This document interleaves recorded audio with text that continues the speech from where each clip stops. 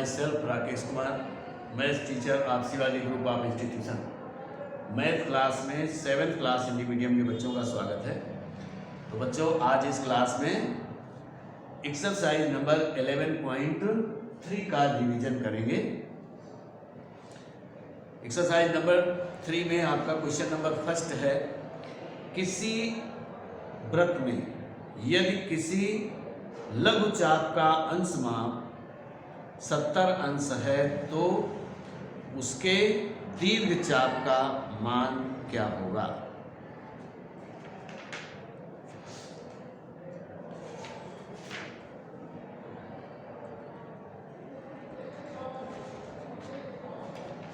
इसका रिवीजन हो चुका है। अब अगली क्लास है आपकी, अगला चैप्टर है 12, परिमाप और क्षेत्रफल। परिमाप और क्षेत्रफल का रिवीजन करेंगे। परिमाप और क्षेत्रफल।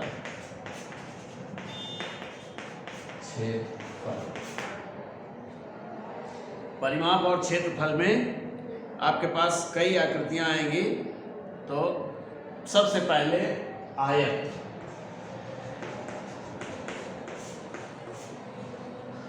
आयत में 4 भुजाएं होती हैं, सम्मुख भुजाएं समान होती हैं और आयत का प्रत्येक कोण 90 अंश का होता है।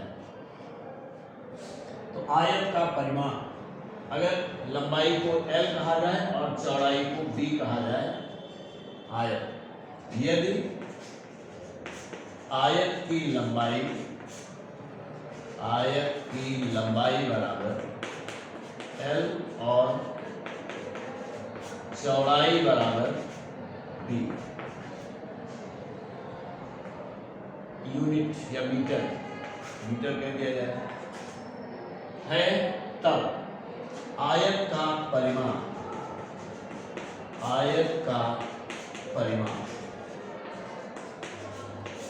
का मतलब होता है बाहरी माप। इस आयत की बाहरी माप को ज्ञात करने के लिए सभी भुजाओं का योग करेंगे, यानी AB plus BC plus CD plus AD। तो अगर इसमें हम कहें AL plus B plus L plus B, ये आपका L होगा और ये B होगा। L के साथ जोड़ा जा सकता है तो 2L और प्लस 2B होगा। दोनों में 2 है तो 2 कॉमन लिया जा सकता है तो 2 ब्रैकेट L प्लस B। इस प्रकार से आयत का परिमाप ज्ञात करने के लिए हमको फार्मूला मिल गया 2 ब्रैकेट L प्लस B। आयत का क्षेत्रफल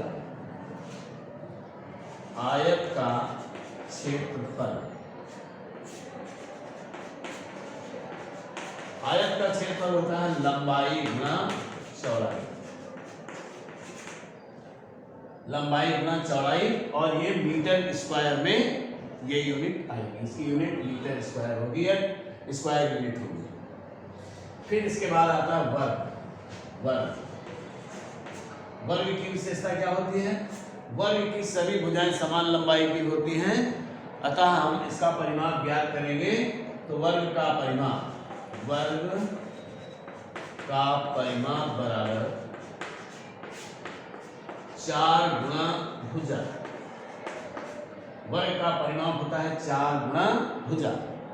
इसी प्रकार से वर्ग का क्षेत्रफल होता है बराबर भुजा गुणा भुजा या भुजा स्क्वायर या भुजा गुणा भुजा।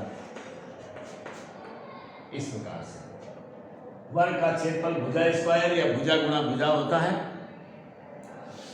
अब देखते हैं समबाहु त्रिभुज का परिमाप। समबाहु त्रिभुज भी आ सकता है आपके इसमें। तो समबाहु त्रिभुज का परिमाप, समबाहु क्या है? जिस त्रिभुज की सभी भुजाएं समान लंबाई की हों वो समबाहु त्रिभुज कहलाता है।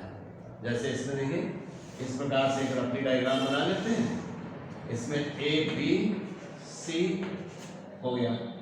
तो समान लंबाई है इसकी और इसकी और इसकी, सभी की लंबाइयां समान हो तो ये कैसा होगा? समबाहु त्रिभुज। समबाहु त्रिभुज का परिमाप, समबाहु त्रिभुज का परिमाप बराबर होगा 3 गुणा भुजा, क्योंकि सभी भुजाएं समान लंबाई की होंगी। या तो इनको AB plus BC plus AC कहें, या हम क्योंकि समान है इसलिए 3 गुणा भुजा कहें। ठीक, हाँ। तो अब देखते हैं चतुर्भुज बहुभुज का परिमाप। समबाहुभुज यानी समबाहुभुज में जितनी भुजाएं हों, m जितनी भुजाओं हों उतने से ही भुजा से गुणा कर दिया जाए तो उसका परिमाप मालूम हो जाएगा। अगर खटभुज का परिमाप ज्ञात करना है तो 6 इंटू भुजा। चलिए अब आता है वृत्त।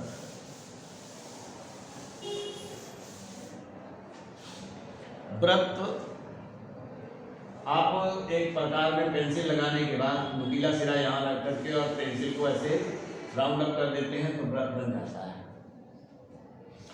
इस वृत्त में वृत्त की परिधि, जो आप जहां पर पेंसिल आपने घुमाई, ये हो गई वृत्त की परिधि, और केंद्र से परिधि तक की दूरी को हम त्रिज्या कहते हैं। तो इसको हमने R कह दिया। अगर वृत्त में त्रिज्या मालूम है तो इसका क्षेत्रफल भी निकाला जा सकता है और इसकी परिधि भी ज्ञात की जा सकती है। तो परिधि बराबर वृत्त की परिधि, वृत्त का परिमाप या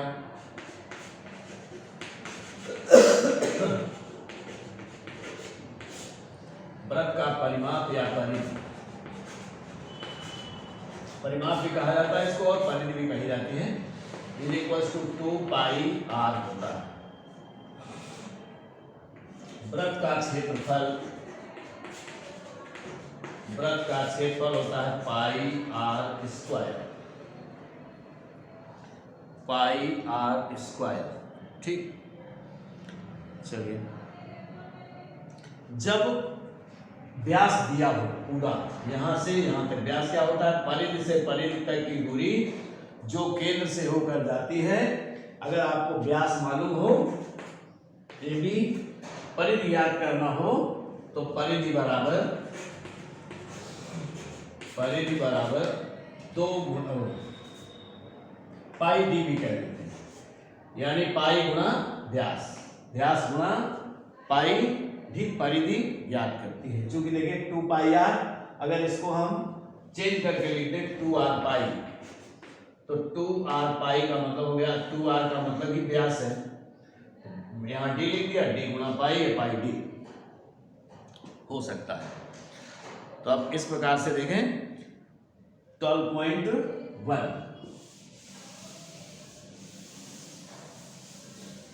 एक्सरसाइज नंबर है 12.1।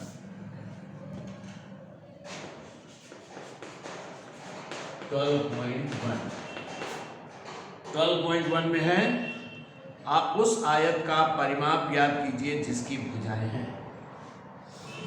तो क्वेश्चन नंबर 1 का कोई एक पार्ट बता देता हूं, परिमाप ज्ञात करना है आपको। फर्स्ट,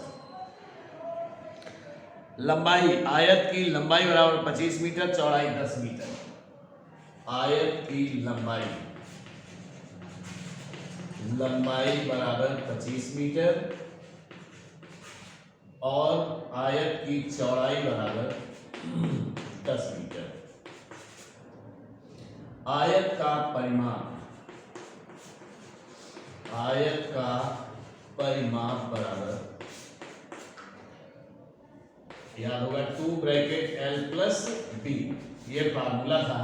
तो L इक्वल्स टू 2 ब्रैकेट, लंबाई क्या है 25 और प्लस चौड़ाई है 10, तो बराबर 2 गुणा 25 और 10 35 बराबर 70 मीटर। मीटर में है इसलिए 70 मीटर होगा इसका परिमाप।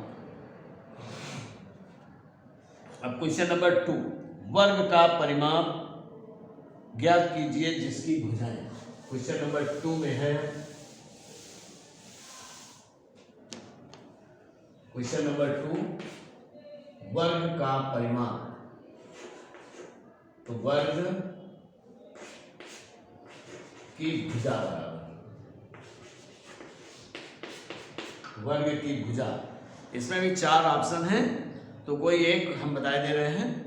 तो वर्ग की भुजा बराबर 18 मीटर, 2 बता दें, 1 दशमलव का भी है 18 मीटर, और दूसरे वर्ग की भुजा है 3.7 मीटर, 3.7 मीटर। ये 2 हैं, ये फर्स्ट पार्ट है और ये आपका थर्ड पार्ट है। ये फर्स्ट पार्ट और ये थर्ड पार्ट। तो वर्ग का परिमाप बराबर 4 गुणा भुजा बराबर 4 गुणा, अब भुजा कितनी है 18, तो बराबर 18 चौको 72 मीटर। अब थर्ड वाले में देखें, इसमें भी वर्ग का परिमाप बराबर 4 गुणा भुजा बराबर 4 गुणा 3.7 बराबर 4 सत्ते 28, 4 3 12 और 2 14.8 मीटर। तो इस प्रकार से हम वर्ग का भी परिमाप ज्ञात कर सकते हैं। फिर क्वेश्चन नंबर 3 है, उस वृत्त का परिमाप ज्ञात कीजिए जिसकी त्रिज्या है। चलिए, अब त्रिज्या दी गई है। क्वेश्चन नंबर 3 है,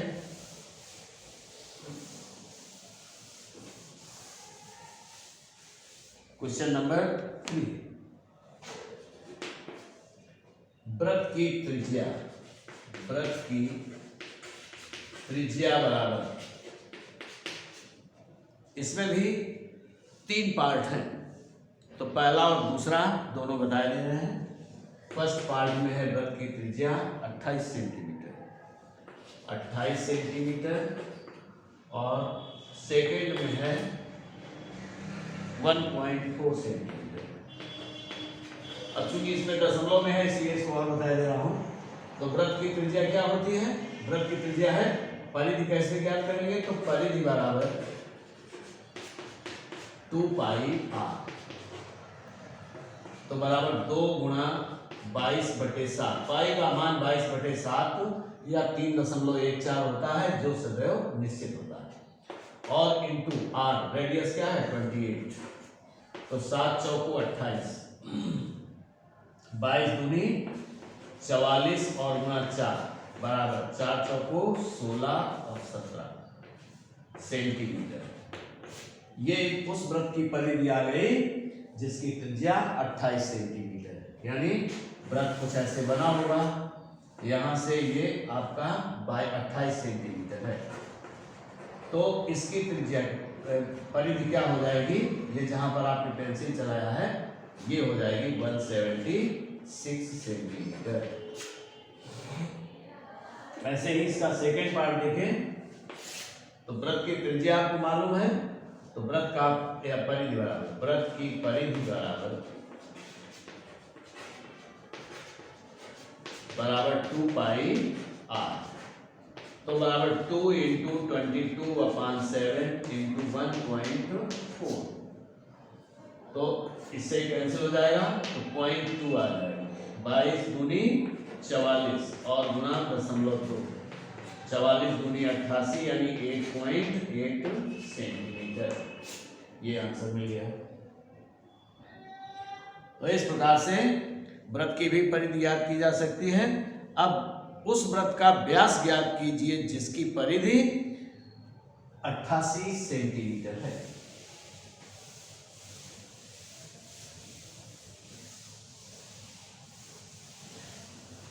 अब देखिए, परिधि दे दी गई और व्यास ज्ञात करना है।